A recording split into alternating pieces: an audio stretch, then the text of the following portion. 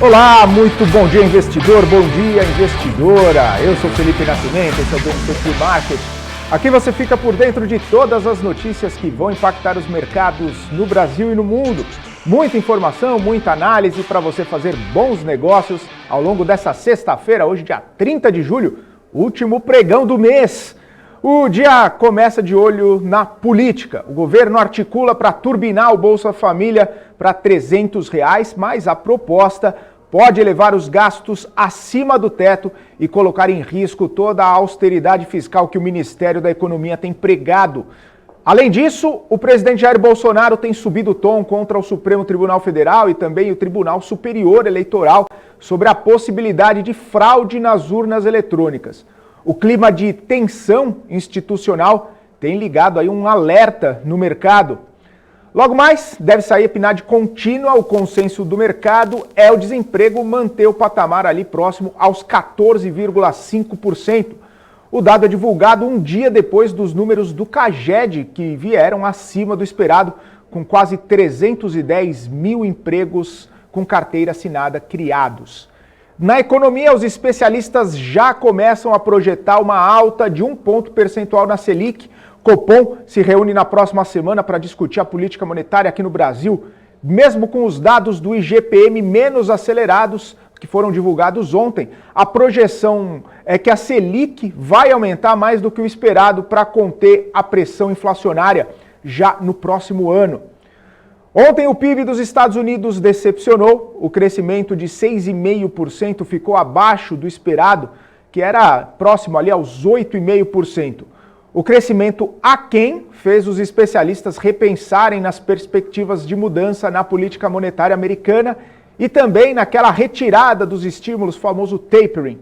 Na quarta, o presidente do Fed disse que isso só vai ser discutido no próximo mês em Jackson Hole, porque, por enquanto, o cenário ainda está favorável aí a uma política monetária estimulativa.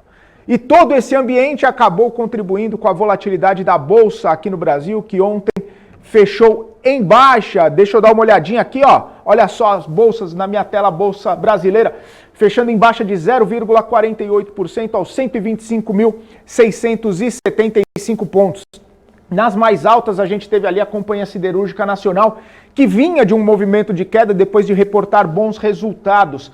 Uzi Minas acabou subindo também ali 3,21%, justamente na expectativa de bons resultados. A gente vai falar de resultados de Uzi Minas daqui a pouquinho, que saiu hoje de manhã. E aí, Multiplan, que divulgou um bom resultado, teve um crescimento de 5,36%, seguido ali de Iguatemi, o setor de shopping também teve essa oscilação para cima. Nas mais baixas, os investidores ficaram ali temerosos com os resultados bem fracos, bem ruins do Grupo Pão de Açúcar, e que acabou caindo aqui, ó, 7,39%, seguido por VEG, queda de 2,87%, também Cogna e TOTUS caindo na bolsa de ontem. Cogna caindo 2,87% e ali também TOTUS caindo. Vamos falar de resultados de empresas? A EcoRodovias reportou um lucro líquido de 127 milhões no segundo trimestre, uma alta de 260% em relação a um ano antes. Já o EBITDA pro forma de abril a junho somou 570 milhões de reais, uma alta de 32,6%. A Localiza teve lucro líquido de 447 milhões de reais no segundo trimestre, um crescimento de 398% em relação ao mesmo período de 2020. O desempenho veio acima das expectativas, bem acima das expectativas. Já a ISA-CETEP, que é conhecida ali como Transmissão Paulista, registrou um lucro líquido de 248 milhões de reais nesse segundo trimestre, uma queda de 73% em relação ao mesmo período do ano passado. E daqui a pouquinho, como eu falei, eu volto com mais resultados, mais notícias do corporativo e a gente vai seguindo por aqui, porque eu quero falar agora com o Marco Saravalho. Olha ele aqui na minha tela, já está trazendo o tom dessa sexta-feira. Bom dia, Marco, conta pra gente.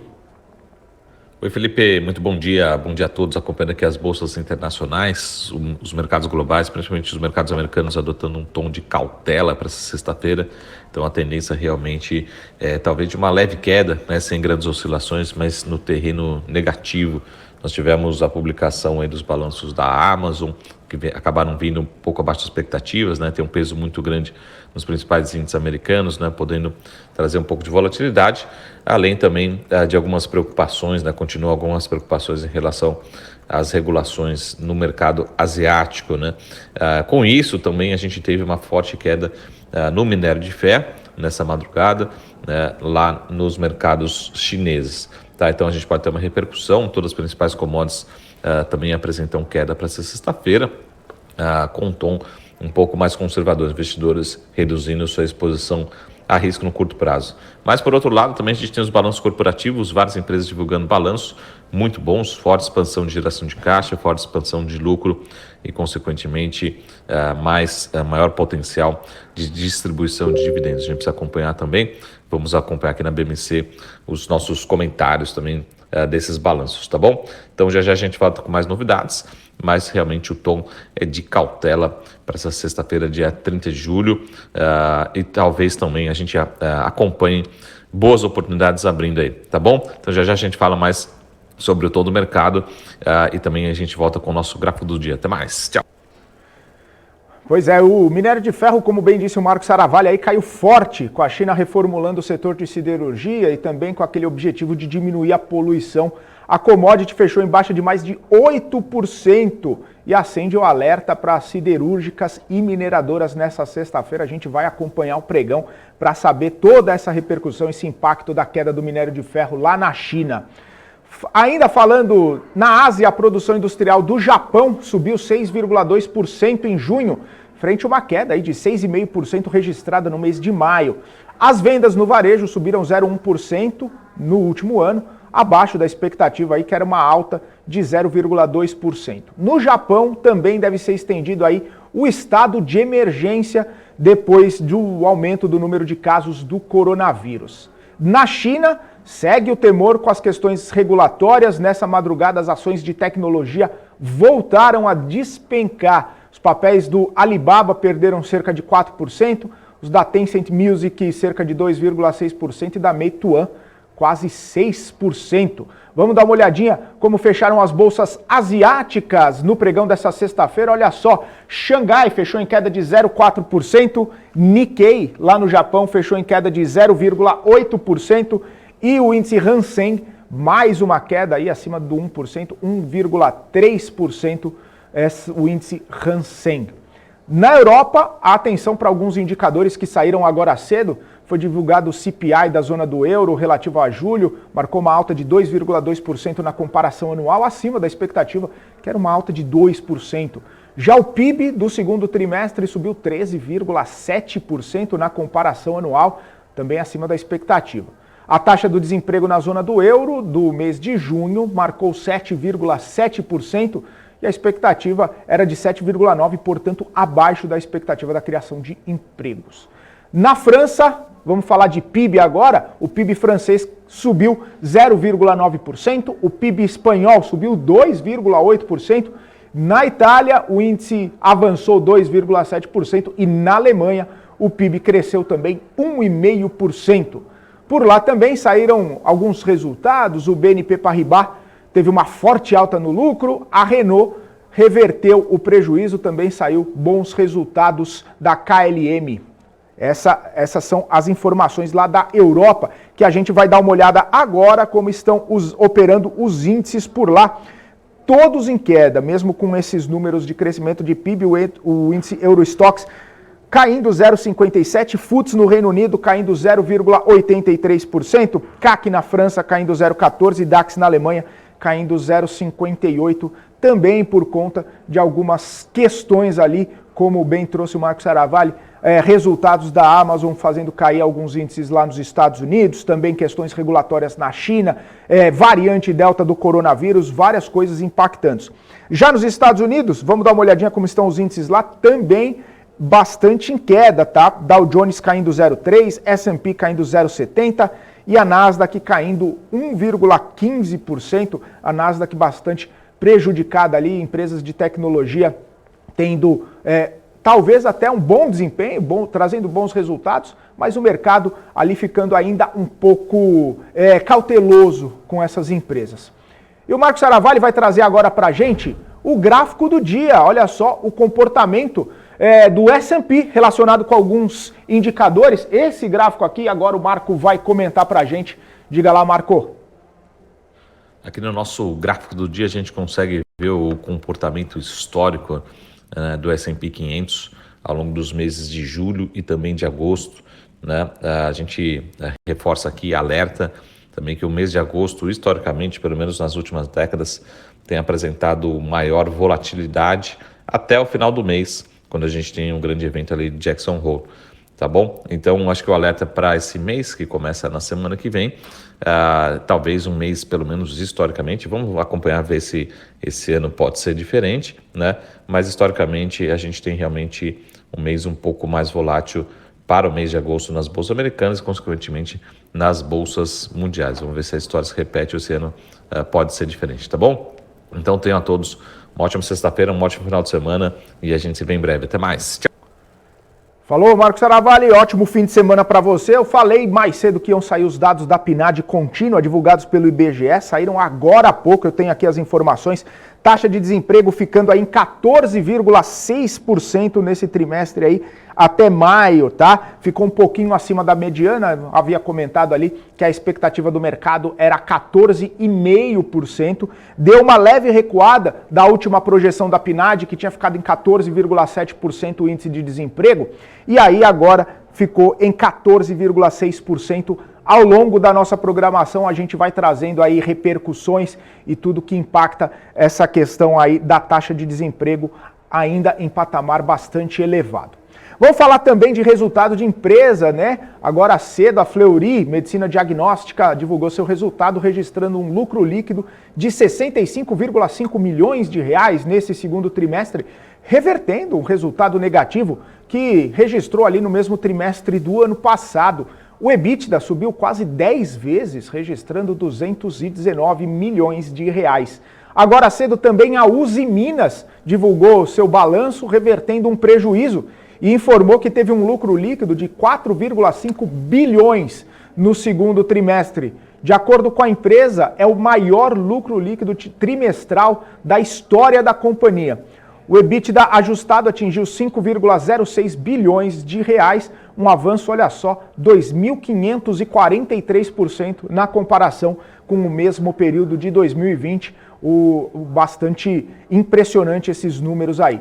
Vamos então aos destaques do corporativo. Olha só, a Melius compra uma negociadora de criptoativos chamada Alter, pagamentos por 25,9 milhões de reais. A Alter foi fundada em 2018 e atua na melhora da experiência dos usuários de criptomoedas em transações financeiras ali do dia a dia. Mais uma aquisição da Melius. E quem fez a aquisição também foi a Ambipar, mais uma compra da empresa. Dessa vez foi 70% do capital social da Controlpar Participações, que é uma holding que controla 6 empresas que atuam em demandas ambientais ali, focadas na prevenção de acidentes, avaliação e mitigação também de riscos e danos ambientais. E a PetroRio informou que a ANP concedeu a redução de royalties para o campo de Tubarão Martelo. Segundo a empresa, a medida busca incentivar investimentos em revitalização. E toda a produção incremental que vai vir desses novos aportes no campo de Tubarão Martelo vai ter uma alíquota reduzida para 5%. Agora, 9 horas e 17 minutos, quero desejar um ótimo dia a todos que estão nos acompanhando aqui, acompanhando também o nosso BMC Pre-Market, o Sandro Figueiredo no nosso portal bmcnews.com.br. Aqui no nosso canal do YouTube temos o Rômulo Saavedra falando bom dia, o Sandro CTBA, Júlio Rodrigues falando sextou, ótimo dia, ótimos negócios a todos, vamos que vamos. Filipão, muito sucesso para a BMC, obrigado, viu, Júlio? Sempre uma satisfação ter você aqui com a gente, muito bacana. Nilton Ferreira falando bom dia para mim, bom dia para o mestre Guga, que vai chegar daqui a pouquinho, para a família BMC, para o Ricardo Marinho, BMC top, top, top. Bom dia, Ricardo, bom dia, Karen Kakizur, bom fim de semana para você, o Marcos Mendonça, o Leandro Teixeira, Danilo Pagnin, bom dia, bom fechamento de mês a todos. É, último pregão do mês. Vamos fazer um balanço aí, ver tudo o que aconteceu nesse mês. Saiu na expectativa, não saiu na expectativa? E aí, quais as projeções para os próximos meses? Vamos conversar com o Guga Almeida daqui a pouco. Rosana Meirelles, bom dia para você. Bom dia para o Emerson Duarte, para o Anderson da Guarda, para o Paulo Moreira. Ótimo negócios a todos. Bons negócios para você também, Paulo. Muito bom tê-los todos aqui com a gente e também muito bom poder conversar com ele todos os dias. O Guga Almeida, meu companheiro do BMC Pre-Market, que já está aqui conosco. Guga, bem-vindo mais uma vez aqui com a gente. Uma ótima sexta-feira para você. Tudo em ordem por aí, Guga? Muito frio nessa última sexta-feira do mês? Fala, Felipe. Bom dia pessoal. Agora o frio já tá, né? Já nos acostumamos com o frio, já não acostumou, tem mais problema. Né? Foi só um sustinho no início, agora tá tudo bem. É igual entrar na água gelada da piscina, né? Só o susto do começo, depois acostuma. Depois que adormece todo o corpo, tu não sente mais nada. Ô Guga, mas também hoje, última sexta-feira, último dia do mês, qual a expectativa aí? Eu vi que o futuro da Bolsa abriu em queda, acompanhando ali a tendência mundial, né? Na Europa, nos Estados Unidos, a Bolsa Asiática fechou em queda. Qual a expectativa para esse último dia do mês aqui? Vamos lá, né? Acabou, Felipe, que o mercado ele ficou muito travado mesmo, né? Ali abaixo dos 127 mil pontos. É o que a gente conversava, né? Poderia ser que a gente tivesse... Deixa eu compartilhar aqui a tela com vocês. Poderia ser que a gente tivesse algo que estimularia o mercado para um patamar mais alto, né?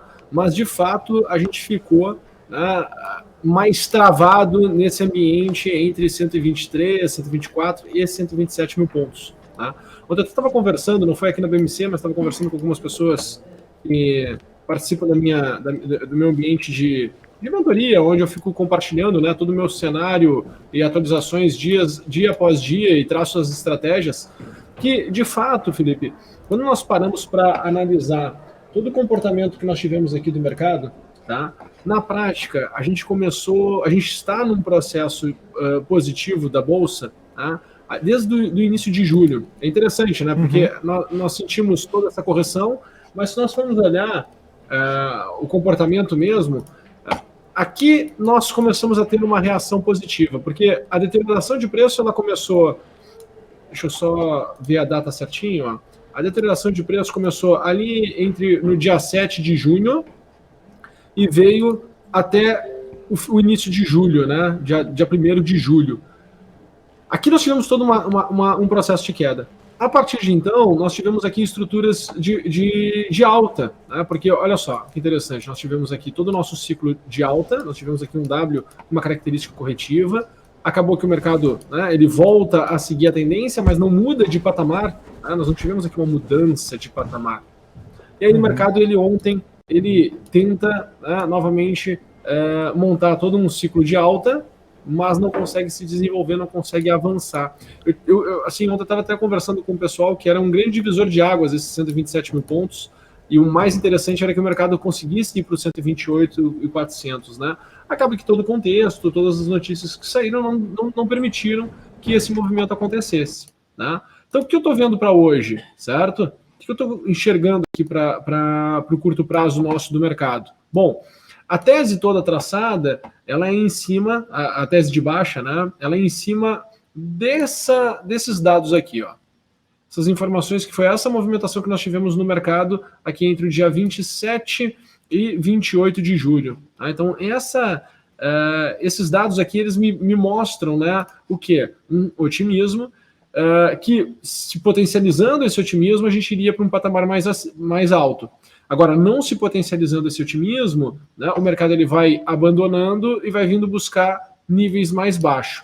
Num primeiro momento, eu tinha como expectativa que a gente ficasse aqui exatamente, né, entre os 124.300 e 124.600.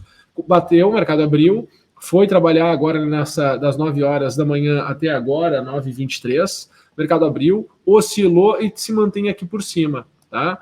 Por hora, qual é o meu cenário, Felipe? Havendo alguma coisa positiva, continuo olhando lá para o 128, então começo a ter um pouco menos de crença de que isso possa acontecer, tá? E continuando, acelerando o processo de correção, o mercado ele tende a vir aqui para 122, ou seja, não tem movimentos pequenos, tá? A gente está se preparando aqui para um movimento, de certa forma, um pouco mais amplo, tá? Eu não estou aí com uma expectativa de um movimento a partir de agora, né? Se tu bater uma fotografia 9h25 da manhã, a partir desse momento que nós estamos agora, eu não estou enxergando aqui um movimento pequeno para o nosso dia de sexta-feira, não. Eu acredito que vai ser um movimento direcional bem interessante até, Felipe. Legal. Ô, Guga, e tava falando, né, essa semana que vai vir aí, que vai chegar, a gente tem bastante expectativa, né, porque tem reunião do Copom, o mercado já está projetando aí 1 ponto percentual de elevação, justamente por conta desse cenário inflacionário que a gente tem aí. Você acha que os mercados eles vão seguir nessa tendência de volatilidade, de oscilação na próxima semana também? E também coincidindo, né, começo de mês, onde as expectativas já se renovam, onde as pessoas fazem ali o balanço dos últimos 30 dias, como que você vê a entrada do próximo mês? No início do mês passado, que foi o início do semestre, eu comentei, né, com o pessoal, olha, as expectativas estão altas e o mercado vai cobrar pelas expectativas, tá? Porque eu acredito que a gente entra num ambiente de otimismo, claro que precisamos ter uma resposta positiva por parte do mercado, né? Mas eu acho que a gente tem um grande estímulo para ter um rally de alta intenso, tá? Mas eu comentei no início do mês passado que a gente entraria num ambiente onde o mercado iria começar a cobrar, né? A gente até agora foi surpreendido, o mercado começa a ser surpreendido, em tese, né? Pô, se tu é surpreendido, tu errou também, né? O analista que é surpreendido, ele errou. Por quê? Mesmo que seja para cima, né? O mercado foi mais do que ele imaginava. Mas é um erro, porque tu não expõe o capital da maneira correta, né? É um erro bom, mas é um erro, né? Então, acaba que é o seguinte, olha, na prática não vai querer errar de novo. E, né, e como o contexto, o cenário está começando a melhorar, começa a criar uma expectativa mais forte, tá? E aí o mercado cobra, se essas expectativas não se realizarem, sofre uma correção um pouco mais intensa. Eu acredito que a gente está travado já há um bom tempo, tá, Felipe? O mercado está se segurando, tanto que a gente está chamando, né, de volatilidade esse movimento de curto prazo, que o mercado ele sobe, cai, ele não se define para que direção ele vai, né? O que eu estou enxergando? Deixa eu compartilhar aqui novamente a tela. O que eu estou enxergando aqui para que vocês possam entender, tá? Vamos aqui no Ibovespa, ó. Eu acredito, tá, que a gente não vai ficar mais tempo, né, muito mais tempo nessa lenga-lenga, vamos assim dizer, né? O mercado sem se definir para que lado vai, para o pessoal entender. Se vai, né? Não vai. Você está falando de volatilidade, né? A volatilidade é exatamente isso aqui, ó. O mercado ele não muda de patamar de preço, tá? Então a gente tem uma sensação dessa oscilação de curto prazo e fala dessa volatilidade. Quando o pessoal pega dependendo da base de dados que tu pega, o tempo gráfico que tu pega, tu tem uma percepção diferente de volatilidade. Por exemplo, o mercado ele começa a diminuir a sua volatilidade na prática quando tu tem uma observação do gráfico diário, por exemplo, com atualizações dos dados, com os dados de fechamento do dia, né? Então, se a gente pega só os fechamentos do dia, o mercado na prática ele está diminuindo a volatilidade. Por quê? Porque ele está há muito tempo dentro desse contexto. Quando ele entrar numa tendência, tu vai ver a volatilidade num primeiro momento, ter uma elevação. E depois a volatilidade começa a diminuir novamente, né, quando o mercado entra em tendência. Então, eu acredito que a gente não tende a ficar muito mais tempo assim, né, nesses patamares. Tem um pior cenário, se o mercado se deteriorar um pouquinho aqui no curto prazo, querendo ou não, a gente está aqui entrando em agosto, ainda tem muito tempo, né, apesar de serem 4 meses que tem, né, agosto, setembro, outubro, novembro, 5 meses que se tem até o final do ano, né, é muito tempo ainda, então tem espaço para poder ter mais uma correção do mercado um pouco mais acentuada para depois entrar num rally positivo, né? Tem espaço para muita coisa acontecer ainda ao longo desse ano de 2021, certo? Então, assim, eu acho que a gente tem que estar com uma cabeça positiva, eu acho que as surpresas maiores elas são positivas, certo? E esse movimento do Copom, esse movimento de criar a expectativa de que possa subir 1% o Copom, eu acho que está muito alinhado dentro do que, né, esse trabalho que o Banco Central querendo ou não está fazendo, né, de que vamos lá, né, a inflação está aí, está acontecendo, o Brasil não é Estados Unidos, né, e a gente precisa fazer o dever de casa aqui bem feito. A gente viu aí as expectativas do relatório Focus, né, de aumento tanto da inflação, ele vem todas as semanas vem aumentando um pouquinho mais as expectativas. Eu acho que tem que ser assim mesmo, né? E mostrando gradativamente, porque senão a gente também gera um pânico no mercado e aí de fato se destrava tudo, né? E eu acho, e vimos também uma expectativa de Selic para o final do ano também maior. Então, o mercado vai ficar trabalhando mesmo, eu acho que de forma mais intensa do que trabalhou na reunião passada, né? Sobre ali o 0,75. Acho que o mercado estava na reunião passada mais convicto que vinha 0,75. Eu acho que a dúvida vai ser maior agora, se vai ser 0,75 ou vai ser 1%, né? Então vai ter um pouco mais de foco, né, e de conversa em cima desse ponto da Selic subir 1% e vai ter uma concentração maior de expectativa para ver qual vai ser a decisão do Banco Central. Isso que eu estou pensando, tá, Felipe? Essa é a minha cabeça. Legal, Guga, tá certo então. Ô, Guga, eu queria repercutir contigo também, né, só para a gente finalizar aqui, essa questão da temporada dos resultados, né? Porque ontem, eu estava até dando uma olhada nas mais altas do pregão de ontem, Uzi Minas ali em terceiro, quarta mais alta do dia, subindo praticamente 3% ali, já numa expectativa dos resultados que saíram hoje de manhã e saíram muito bem, né? Muito bons, muito fortes os números da Uzi Minas. Inclusive a própria empresa disse que foi o melhor segundo trimestre da história da empresa. E aí eu queria só repercutir contigo o que você está olhando para o gráfico, qual o movimento que pode ser direcional aí de Uzi Minas, inclusive nesse contexto também que a gente trouxe do minério de ferro caindo 8% na China, com essa questão da China interferindo, pressionando o preço para baixo, como que podem ficar os próximos movimentos para a empresa? Legal. Primeiro, né, esse ponto da China interferindo no curto prazo, eles estão fazendo o trabalho que eles têm que fazer mesmo, né, porque vai gerar um problema para a China, né, as commodities continuando num rally muito intenso, né, de alta. O que tem que entender, cara, é uma pressão de mercado artificial, não é uma pressão de mercado natural, tá? Obviamente que tem que ser estratégico, se a China ficar mantendo essa pressão, né, por muito tempo, né, a commodity, né, ela vai ficar oscilando aí entre, perde um pouco $200, volta para cima de $200, cai de novo abaixo de $200, né, mas é um patamar que se tu for comparar com o patamar que tu tinha ano passado, né, e os anos anteriores, é um patamar muito benéfico para as companhias, né, que se beneficiam dessa cotação nesse patamar de preço. Tá? Então, assim, quando a gente olha para esse ambiente, eu consigo perceber que, poxa, ainda por um período de tempo, quem sabe aí pelo menos o próximo ano, a gente vai manter ainda esse patamar de preço de commodity bem elevado. Tá? Então, acreditando nisso, obviamente sempre seguindo a tendência, né, sempre respeitando as tendências, acreditando nisso, olhando para esse cenário, eu acredito, né, que todas as empresas alinhadas a commodity, elas vão continuar se beneficiando. Então tem que, vamos lá, nas janelas de correção tem que estar protegido, nas janelas de tendência de alta tem que estar posicionado. Quando eu olho para a Uzi Minas, deixa eu mostrar aqui para vocês. Quando eu olho aqui para a Uzi Minas, o que eu tiro aqui de informação?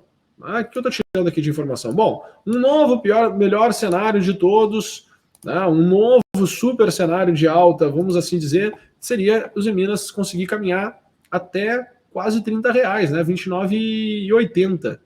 Então, é um upside muito legal que a gente tem aqui estrategicamente que dá para se enxergar. Tá? Onde é que vão ser os grandes divisores de águas aqui de Uzi Minas? Quando eu traço o meu ciclo e vou comparar, né, porque vamos lá, você não sabe muito bem quantos participantes novos vão vir a atuar aqui neste momento no curto prazo. Então, meu ciclo, ele está aqui. Por hora, ele está aqui. Ele se encerra o primeiro em 22,15, 23,45, e algo novo, né, trazendo uma força potencial, destravando uma força potencial mais intensa de curto prazo, quem sabe ir lá para os R$30. Tá? Então, esse é o meu cenário aqui para Uzi Minas. Tá? Num primeiro momento, estamos navegando aqui para voltar aqui para essa região de 22,15, que ainda não trabalhou nesse nível de preço ali entre abril e maio.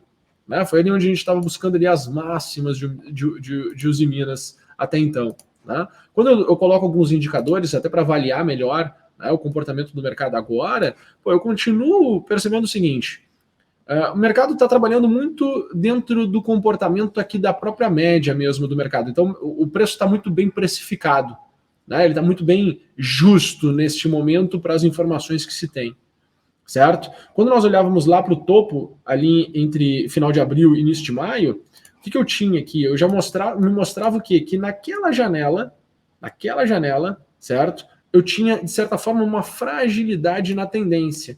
E alguma coisa negativa poderia destravar alguma espécie de correção que veio, né? Essa correção, ela acabou vindo, só para a gente entender aqui, ó, e se teve uma correção de 27%, 28%, não é pouca coisa, né?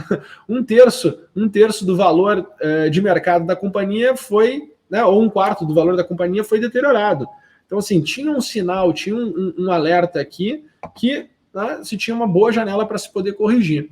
Agora, obviamente, né, quando tu olha para o passado, o que tu tinha aqui atrás?